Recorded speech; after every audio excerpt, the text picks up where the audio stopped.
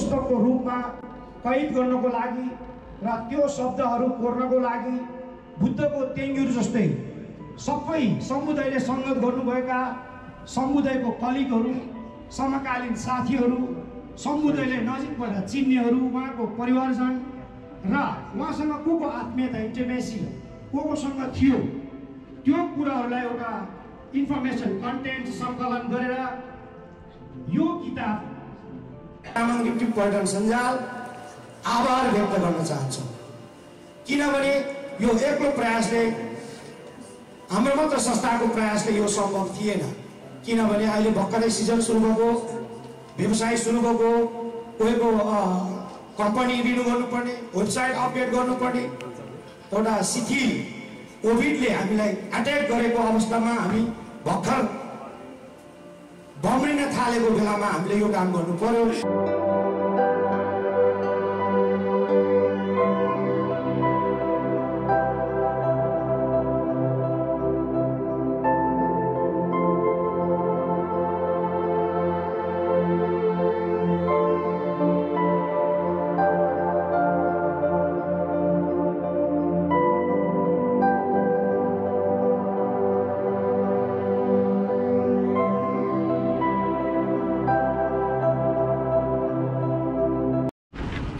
मैले देख्दा पनि।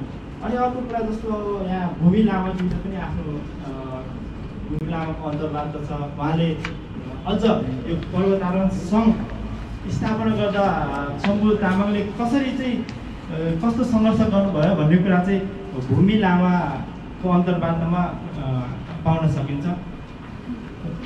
उहाँले भन्नुभएको छ अन्तर्वार्तामा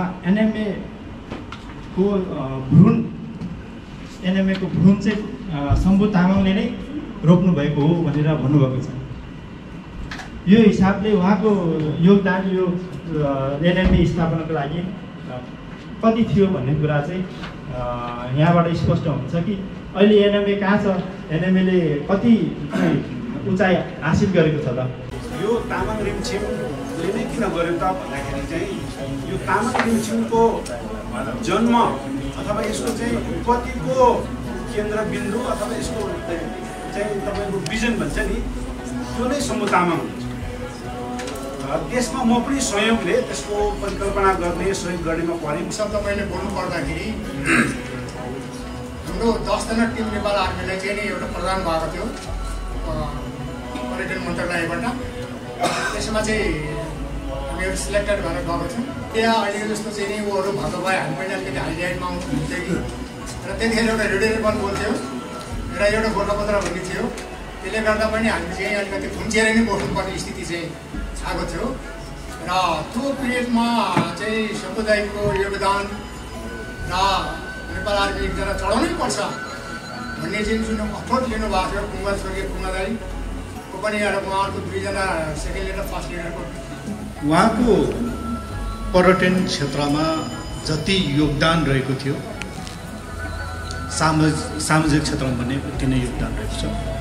जब उहाँले आंशिक रूपमा पर्यटनको क्षेत्रलाई समय दिइसकेपछि चाहिँ विशेष गरेर पछिल्लो समयमा सम्झिने भन्दा चाहिँ उहाँको दिक शरीर हुँदा भन्दा जब उहाँको दिक शरीर रहन अनि सबैले बाटो एउटा पर्वतीय पर्यटनको चाहिँ विकास प्रवर्धन र संरक्षणको चाहिँ उद्देश्य राखेर जुन बेला हाम्रा चाहिँ संस्थाका सदस्यज्यूहरूले एउटा परिकल्पना गरेर एउटा चाहिँ संस्था दर्ता भएछ। त्यो संस्था तपाईँको चाहिँ अहिलेसम्मको स्थितिमा भने नेपालको पर्यटन ऐन 2035 को चाहिँ व्यवस्था भएको यो एउटा मात्र एउटा संस्था हो जसले हिमाली क्षेत्रको चाहिँ विकासको लागि, हिमाली क्षेत्रमा बस्ने चाहिँ तपाईँको चाहिँ जनमानसको लागि र हिमाली पेसामा लागेको चाहिँ तपाईँको चाहिँ पेसेवरहरूको लागि सम्पूर्ण नेपालीहरूले उहाँ जहिले पनि उहाँ एकदम गुपचुप बस्ने र आफ्नो तारिफ कहिले पनि नगर्ने भएको भएर हामीले जति थाहा पायौँ अहिले आएर सायद उहाँले यो कुरा धेरै भन्नुभएको भए सायद नेपालको विद्यालय तथा विश्वविद्यालयको पाठ्यक्रममा पनि उहाँको जीवनी चाहिँ एउटा हामीलाई प्रेरणाको रूपमा नि उहाँको पाठ्यक्रम नै बन्ने थियो भन्ने हामीलाई आशा छ। यो सबैको हुँदै थियो हामी घरमा आफ्नो बुवामा बितेको श्राद्ध गर्छौँ, वर्षमा एक दिन हुन्छ, श्राद्ध सक्यो। तर यस्ता व्यक्तिमा चाहिँ कार्यक्रमहरू राष्ट्रिय रूपमा कार्यक्रम श्रद्धाञ्जली सभा हुने, स्टेजमा निकाल्ने काम चाहिँ नि समाजमा केही योगदान दिएका व्यक्तित्वमा चाहिँ हुन्छ। को सम्बन्ध भइसकेको नाताले तपाईँलाई कुनै पनि सहयोगको कमी हुने छैन र निमान्डु दाइ मार्फत त्यो स्मृति ग्रन्थ चाहिँ गर्नुभयो भने यसमा छुटेको, यसमा भएको कमजोरी हामी सुधार्न पाउँथ्यौँ होला। र हामीले अब यो विभिन्न कुरा सोच्दै गर्दाखेरि स्थानीय सरकारहरूले चाहिँ शैक्षिक संस्थाहरूमा चाहिँ त्यो पाठ्यक्रम लागू गर्न पाउँछ स्थानीय सरकार, स्थानीय पालिकाले, र यो एकदम सम्भव कुरा चाहिँ त्यो छ।